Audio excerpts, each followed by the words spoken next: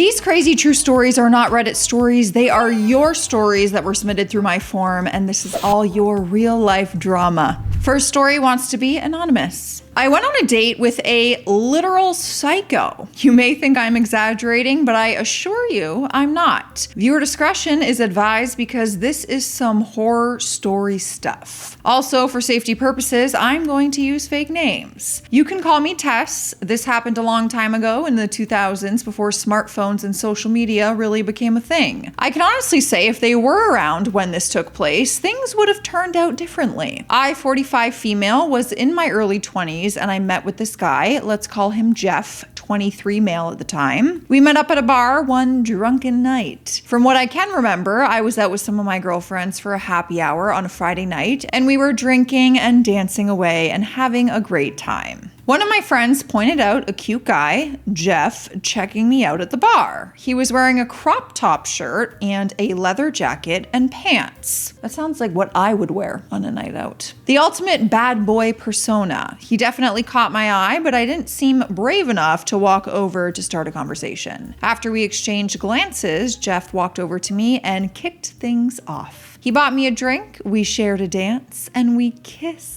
I keep forgetting that this is a horror story in the end. I'm all excited and giddy about your first kiss. That was the last thing I remembered until the next morning when I woke up in bed with Jeff. Apparently, I was too drunk to drive, obviously, and Jeff gave me a ride home. I woke up in my bed with him next to me, and we didn't have clothes on. I feared the worst because I had never done anything like this before and I had no idea the kind of guy Jeff was. He then rolled over and smiled at me and I just had to try and play it off as an awkward moment. I just said, "I don't know what happened, but I don't feel comfortable with you here." Jeff informed me that he just gave me a ride home and he stayed with me because he didn't want to leave me alone, and he said that he felt like I could use some company. I can understand having that feeling, but when it comes to staying at my apartment, I don't agree with that. Jeff and I got dressed, and before he left, he asked if we could go on a proper date where no drinking was involved. I was a little skeptical, but Jeff was being sincere and polite, and also he was very attractive. This wasn't how I ever envisioned meeting a guy, but I figured I would give him a chance. He gave me his address, and we agreed to meet up at his place for dinner and a movie. Keep in mind, we didn't have smartphones or GPS, so I had to use a map to get me to find where I was going. The fact that we all used to use maps, like physically print directions or an actual map, I was lucky enough to at least print directions. I know before that, you literally just had to follow a map, which is practically useless because I'm terrible at maps. Useless for me is what I mean. MapQuest. That's what it was called. We used to have to use MapQuest. I got dressed up and drove about 15 minutes away. The red flags were jumping off the walls. When I got there, it turns out the address was a trailer park. I found Jeff's trailer and it looked pretty run down as there were piles of trash and old clothes hanging around the trailer. My grown self would have called things off, but I was a rowdy young girl in her 20s who didn't have a care in the world. Jeff invited me in and the inside smelled like substances and cat pee. It was about 500 by 2,000 square feet, and it reeked of the smell of MJ, you know, gardening, the green, and cat piss. It reeks of cat piss. That's a gnarly combination for a smell. That's because Jeff smoked the green and also had a cat. It wasn't very sanitary, but then again, I did not have a care in the world. My attraction to him made me think with my heart and not my head. Jeff cooked hamburgers and hot dogs for dinner. We got into talking to learn more about each other, and here's the biggest red flag, looking back on everything, I should have left. He didn't have a job at the moment because he got fired from working as a cashier at a gas station when he got busted for stealing money. Apparently, he would sneak away money because he said he needed to pay rent. We then sat on his plastic-covered couch and watched a movie on his old Panasonic TV VCR with a tape of The Shining. At the time, I don't know what it was, so I just went along with it. Of course, the movie creeped me out as I'm not a horror kind of person, but that in turn must have brought out something dark in Jeff. I asked if he could turn it off, but he declined, saying, "Get used to it, because when you're with me, you're going to learn to appreciate the things I love." I hadn't even agreed to anything at this moment in time, and I was beginning to feel creeped out. He then tells me he wanted to watch another movie, but I was not interested and I just wanted to go home. I tried to leave, but he told me that I wasn't going anywhere. It was at that moment that I really began to fear for my life, because Jeff had this evil look on his face, and I realized that I was indeed in quite a bit of a situation. A pickle, some might say. A pickle! I went into the bathroom and I locked myself in there while I called the police. In hindsight, a big mistake, because Jeff wouldn't stop banging on the door and shouting for me to come out. I waited there for what felt like forever, and I still remember Jeff threatening me, saying, "I know where you live. If you don't come out, you're not going home." Oh boy. I was legit terrified, and I was screaming like a maniac, just trying to hold him off while I waited for the police to arrive. The police arrived and discovered me in the bathroom, and Jeff started fighting the officers outside. After some time, the police informed me they had arrested him for assaulting an officer, and I informed them of everything that had transpired. When I walked through the kitchen area, I noticed that Jeff had every single knife he had spread out on the kitchen table, from smallest to largest. Quite literally a scene from a horror movie or a serial killer true crime documentary. There were about 30 of them, and more big ones than small ones. This gave me serial killer vibes, and the police officer told me that Jeff was a dangerous person and that I needed to stay away from him. She said it like a concerned parent, and I'm very grateful she did, because it knocked some sense into me that I needed to get out of this whole situation. I went home that day and I called my landlord, telling him I needed to move apartments. He was kind enough to help me move into a different unit just down the street, which was in a much larger building. I never saw Jeff again after this, and let's just say I got very lucky, because had there been social media or smartphones around, things would have turned out much differently. Jeff had no way of searching up my address, and he didn't have a picture of me, so he couldn't recognize me after some time. I basically went out with a psycho, and it put me off dating for a very long time. Looking back on it, I was very dumb, and I just want to beat myself up, because I could have been hurt or worse. I'm only guessing worse, because what other intention was there with a platter full of knives laid out, ready to go? Horrifying. I don't know if I would have slept for days, maybe weeks. I'm glad you're okay. Lesson learned. Dating back then, I've never really thought of that. Sketchy. Next story also wants to be anonymous. My girlfriend got engaged to another man while we were still together. Yep, you read that right. I found out when a friend sent me pictures of the proposal. It was the strangest feeling, I'd say. This is quite the handful, so I'll just cut right to the chase, because there's a lot of questions that need to be answered, and I am all here for it. Fake names are being used just so I can expose my cheating ex without her knowing. This happened in 2014. I, 45 male, was 33 at the time, and in a relationship with my now ex-girlfriend, who we will call Beth, 31, female at the time. We had been together for 3 years at this point, and we had recently just started discussing marriage and looking to purchase a starter home in our hometown of Chicago. Looking back on it, our relationship was pretty rocky. We both weren't very rich, as we both came from poor backgrounds. We never really trusted each other when it came to finances, because we were living paycheck to paycheck in our tiny apartment. It wasn't easy, but we both made a commitment to make it work, and that we were going to improve our lives and make the best of it. I got a high-paying job working at a state agency, and Beth secured one as well for a retail chain. We eventually had enough saved up to where we started planning on looking for a starter home. But then all those plans went down the drain when I got a text from Beth's brother, Hayden, who was 32 male. For some context, Hayden and I have been best friends since we were in middle school. He introduced me to Beth at that age, and we would hang out from time to time, but we never really had any feelings for each other at the time. Like I said, we didn't get together until way after our schooling days. But anyways, Hayden was with Beth on this particular day for what Beth said was a family get-together at a fancy vineyard. I'm already wondering how she thought she was gonna get away with this if her brother is your good friend, but go off. But there was also one other man there that only he and some other family members had known as a close family friend. Closer than you think.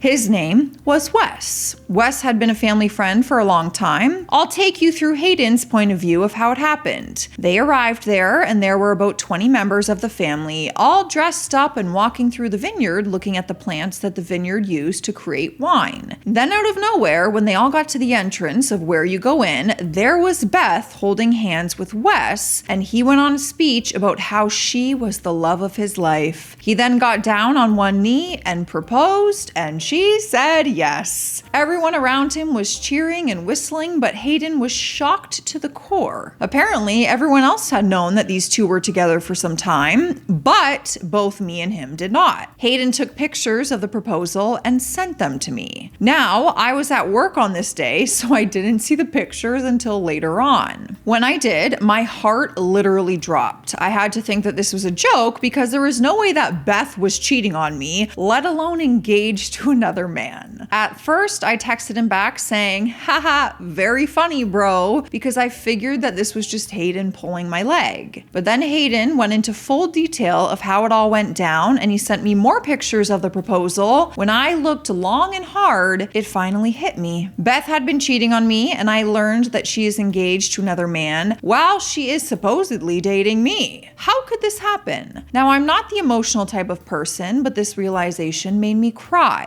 Beth was the love of my life, and I envisioned marrying her. I thought she was the one. Unfortunately, I was wrong. Then it came time to confront her. When she got home, we had a big fight. I confronted her with the pictures and what Hayden told me, and she was trying to gaslight me into thinking that it was my fault.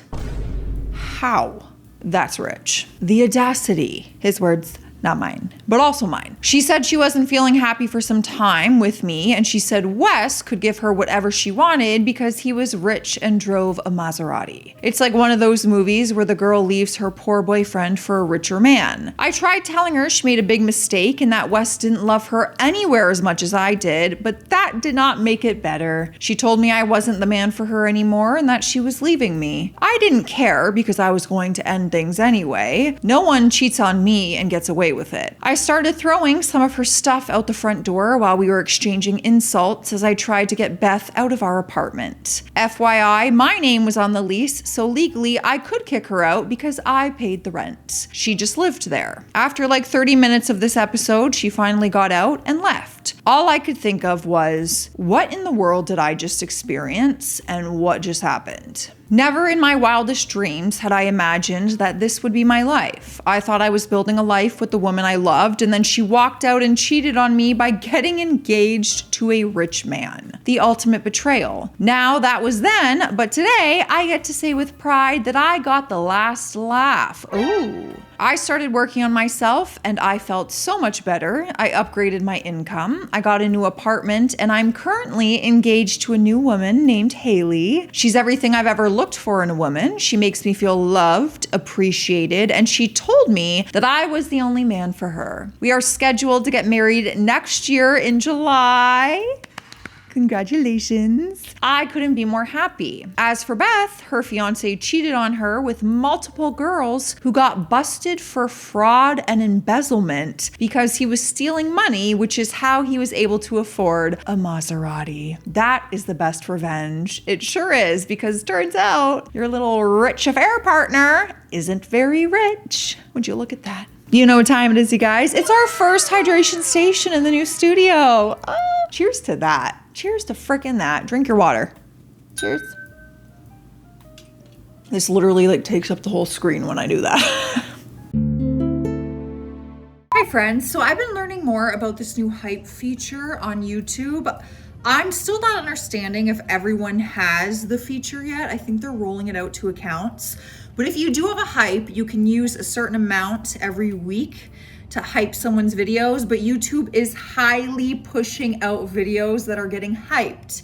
So if you have a hype and you feel like you want to use it on me, that would be so appreciated and wonderful. I'm still learning about it, but I do know, and I've learned recently, that YouTube is very much pushing out hyped videos, and that would really help me out. So just throwing it out there, but no pressure. I still love you either way.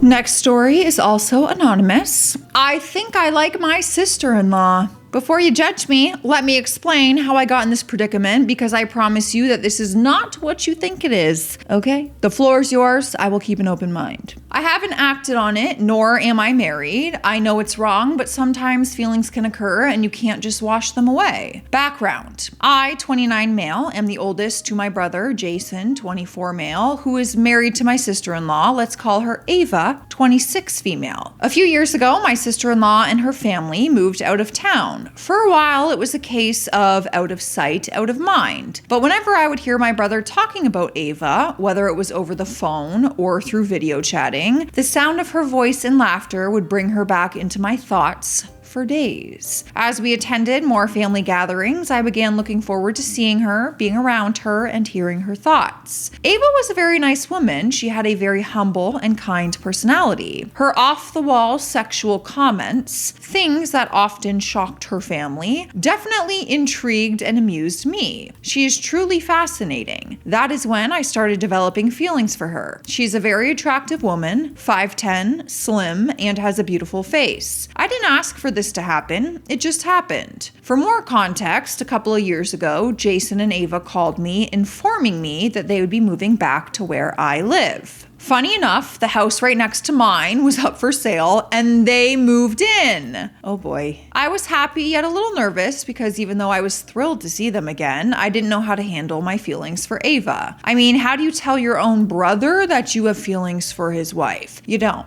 You don't have feelings for his wife, and you definitely don't tell him.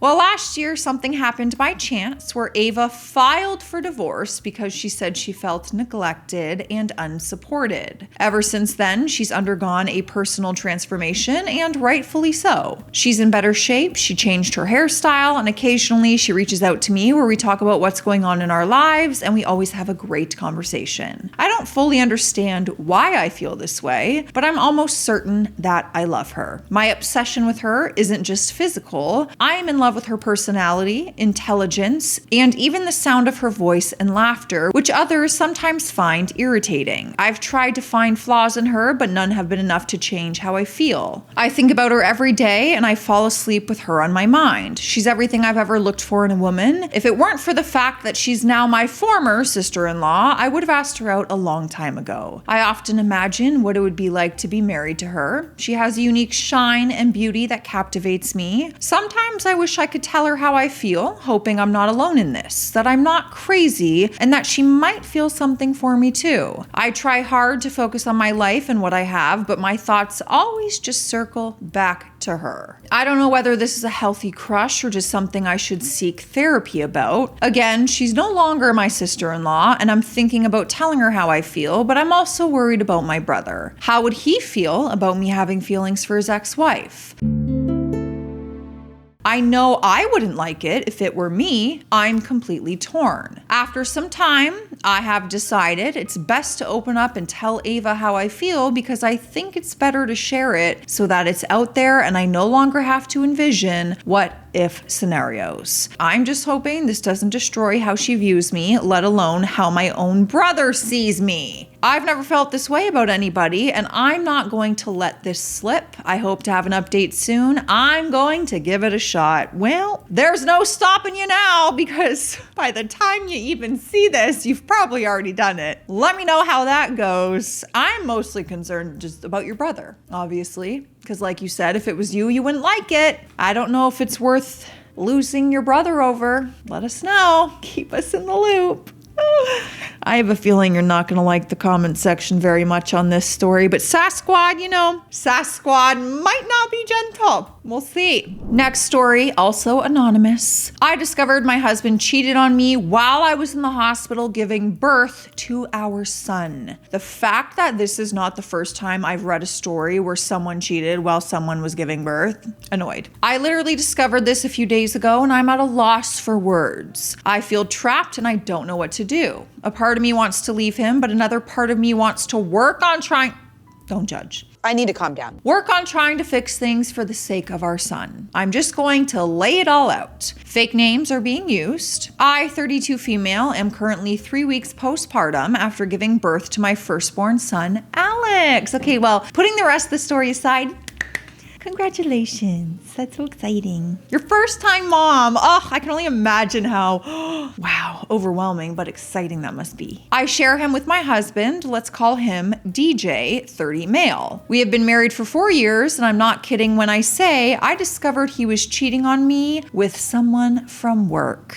This had been happening for months, but the worst part was he did it while I was in labor and gave birth to Alex. He wasn't there for the birth, and now I know why. I will provide some background. Last year, I discovered I was pregnant with me and DJ's first child, and we were head over heels. DJ and I started out as an ordinary happy couple. A few rough times, but nothing too serious to make you think that we would be breaking up. We got married in 2023 and were ready to take on the responsibility of becoming parents. We had tried for years to conceive a child with no luck. That was until last year, and we were both elated. I thanked the Lord above for the blessing. We had a baby shower, and our families have been so supportive, and we felt so blessed. Everything felt perfect, and I couldn't imagine being in this position. Fast forward to May 30th of this year, DJ was still at work that day, or so I thought he was, and my water broke. I drove myself from home to the hospital, which was luckily only 5 miles away. I called DJ telling him that I was heading to the hospital, and he said that he would be there shortly. He didn't come until that night, hours after I had given birth. I gave birth to Alex at 3:42 p.m. DJ didn't show up until around 7 p.m. and I heard nothing from him until then. He's treating this like it was like a dentist appointment or something. Both my parents and his parents were already at the hospital in the waiting room, and they had asked him where he was, and he said, "Oh, I got caught up in traffic." As you could understand, I was all uptight because of my hormones, so I didn't really process it. Everything went smoothly with the birth. Alex was fine and healthy, as was I. DJ and the family came to meet us, and we were ecstatic. Fast forward a few days later, we were at home, and I had a couple weeks of maternity leave from my job, so I was home all the time with Alex while DJ worked. He was able to work a few days from home to help take care of our son. It seemed like the perfect time to just enjoy our lives. But then, this is where I discovered what DJ had been doing in secret for some time. This roughly happened 3 weeks postpartum. I was in the middle of breastfeeding Alex when I heard DJ on the phone, and the way the conversation was going, I can tell it's a female. So when he gets off the phone, I ask him who he's talking to, and he says, Sarah. Sarah is a 28 female who was a co-worker of DJ's, and I have met her once or twice. She seemed to be a nice woman, and DJ always spoke highly of her. Yeah, now we know why. She even was kind enough to send a baby gift basket to us at our baby shower. That's kind of sick now that we know the truth. I never suspected anything like this could happen, so I didn't think twice about it at first. I was going to let it go, but something he had said to keep her gnawing at me made me suspicious. I remember him saying something along the lines of, "No one will know, it's all a secret." I thought maybe it had to do with something at work, but something was telling me that I needed to see for myself what it was. I'm not the kind to snoop through my husband's phone, but I have always trusted him and loved him with all of my heart, and I wouldn't suspect that he'd be the kind of person to cheat. But then my worst nightmare became reality when I went through his text chain with Sarah. Their text contained him professing his love for her, as well as them exchanging that they've never been happier and they couldn't wait to be intimate together. This was so shocking, I almost literally dropped Alex out of my hands. I'm not kidding. I was fighting back tears. This couldn't be real. I had just delivered a healthy baby with the love of my life, and now I find out he's secretly been cheating on me for God knows how long. Here's the worst part.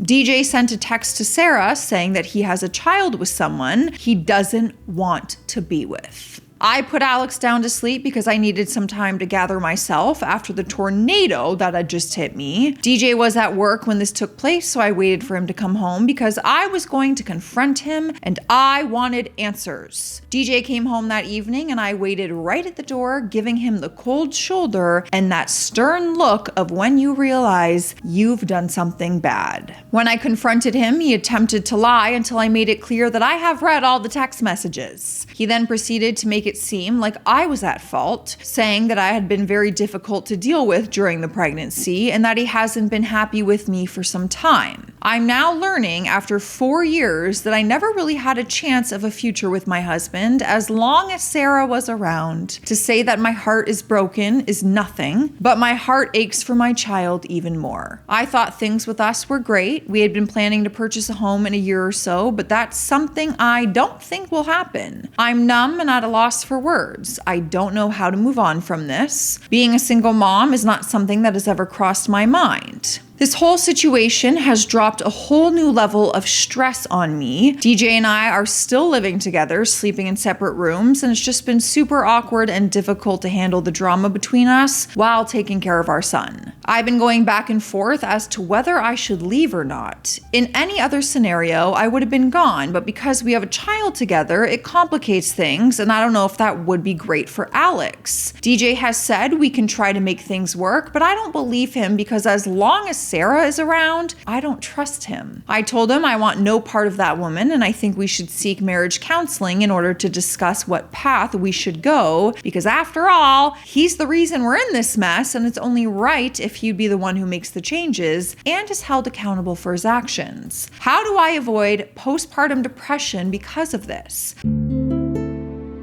How do I co-parent amicably? But most importantly, how much time do I give him before I put my foot down to ultimately make him move out? Oh girl, I can't give the advice for that, but you know who can? Other moms out there. Enter the chat. Also, I'm wondering, but does he want to be with you? Because he was saying he doesn't. You're the one saying, could we make this work? We can go to marriage counseling. Is he saying those things? Does he want to make this work? Does he want to be in this? Girl, he missed the birth of your child to be with another woman. I couldn't stay after that, personally. But I understand there's a child involved. That adds a very heavy layer. Let's chat about it, you guys. I'll see you in the comment section. Stay classy out there. Stay sassy.